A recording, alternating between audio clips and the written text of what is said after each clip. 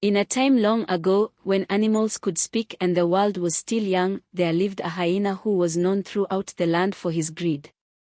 He was a strong and cunning creature, but his appetite knew no bounds. He was never satisfied, no matter how much he ate, and his insatiable hunger drove him to do things that even the other animals found despicable. The hyena's greed was legendary, and the animals of the savannah often whispered about his misdeeds. He would steal food from the lion's kill, snatch berries from the monkeys, and even take honey from the bees without a care in the world. But the hyena was never content, always looking for his next meal, no matter where it came from. One day, as the sun hung high in the sky, scorching the earth with its relentless heat, the hyena found himself wandering far from his usual hunting grounds. His stomach growled, and his mouth watered at the thought of the next meal. But the dry season had come, and food was scarce. The hyena had already scavenged everything he could find, and still his hunger gnawed at him like a persistent itch that he couldn't scratch.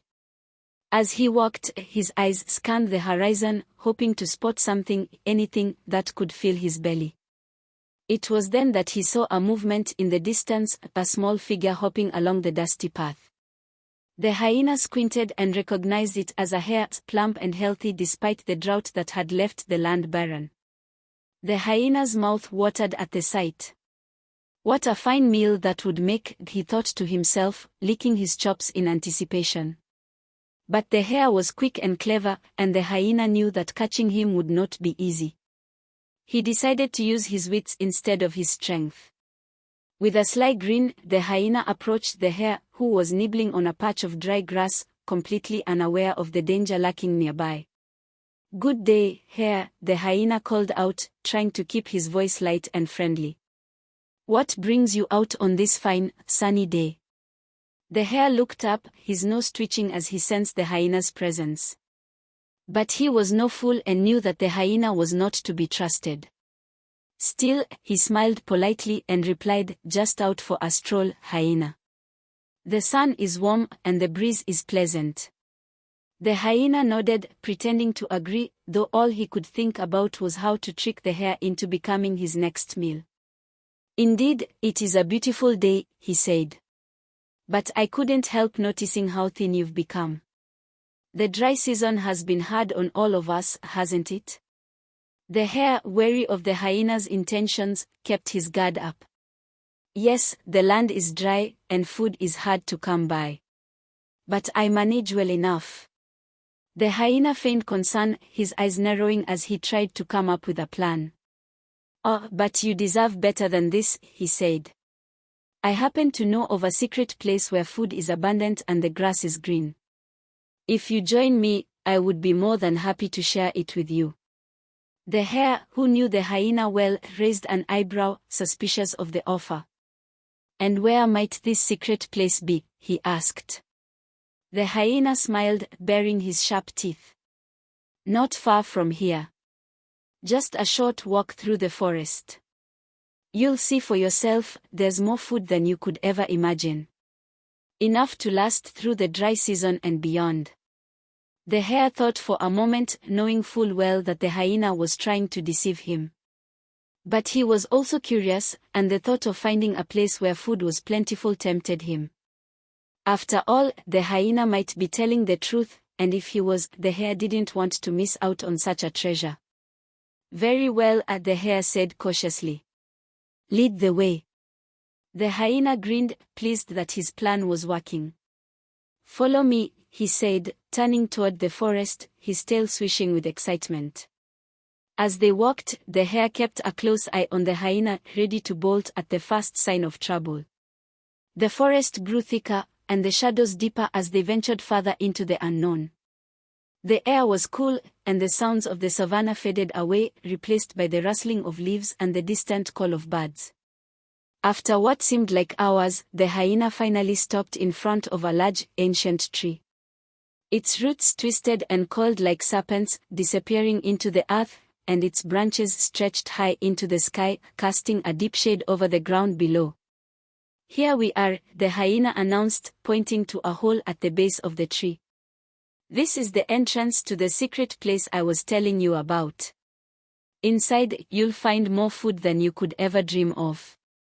The hare peered into the dark hole, his ears twitching with unease.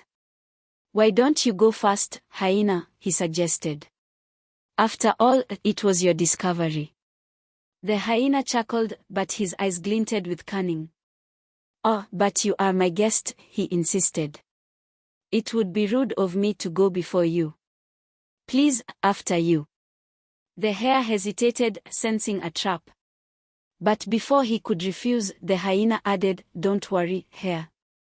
If you're afraid, I can go in with you. We'll share the feast together, just like I promised. Reluctantly, the hare agreed, and the two of them squeezed into the hole. Inside, it was dark and cramped, with only the faintest glimmer of light filtering through the cracks in the earth above. The air was musty, and the smell of decay lingered, but the hyena paid it no mind. All he cared about was his plan to trick the hare and fill his belly at last. As they crawled deeper into the tunnel, the space grew tighter, and the hare began to feel uneasy. But the hyena kept urging him forward, promising that the feast was just ahead. Finally, they reached the end of the tunnel, where it opened into a small chamber. But instead of the feast the hyena had promised, the chamber was empty, save for a few bones scattered on the ground. The hare's heart sank as he realized he had been deceived, but before he could react, the hyena lunged at him, his jaws snapping shut with a vicious snarl.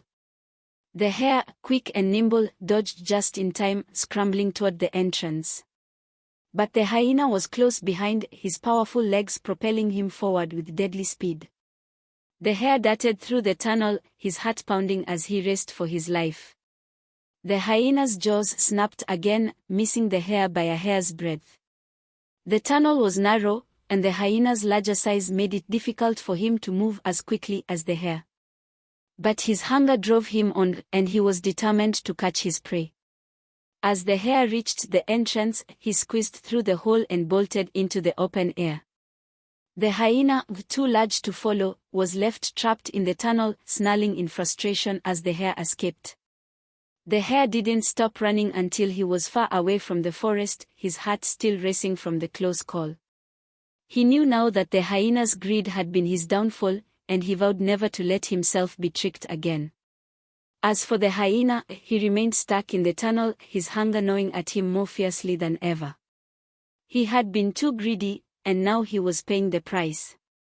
The other animals of the savannah soon learned of his fate and took it as a lesson, a reminder that greed leads only to misery and that those who seek to take more than their share will eventually find themselves with nothing at all.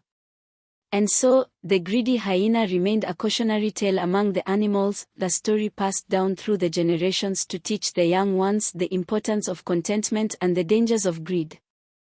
For in the end, it was not the hare who had been trapped, but the hyena himself, ensnared by his own insatiable hunger and cunning ways.